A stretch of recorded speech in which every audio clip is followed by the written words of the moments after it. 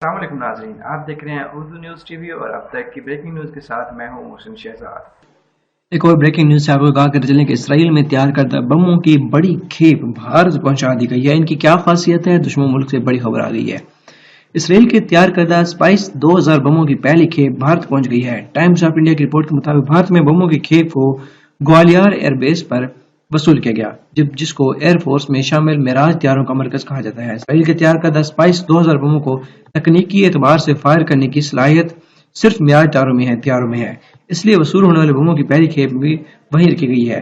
بھارت کی air force نے اسرائیل کے ساتھ 250 کروڑ روپے سے زائد مالیت کے مارک 84 قسم کے بموں کی خریداری کا معاہدہ کیا تھا۔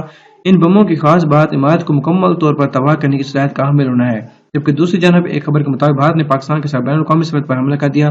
بھارت کی جانب سے شکر گڑھ کے محاذ پر بلا اشتعال فائرنگ اور گولہ باری کرنے پر جناب رینجرز کا منہ توڑ جواب اور ان کی بندوقوں کا منہ بند کر دیے۔ میڈیا رپورٹ کے مطابق بھارتی فوج کی جانب سے صبح پنجاب میں شکر گڑھ کے محاذ پر بلا اشتعال فائرنگ اور گولہ باری کی گئی، جس کے نتیجے میں پاکستان کا مؤثر جواب سامنے آیا اور انہوں نے ان کی بندوقیں بند کر دی۔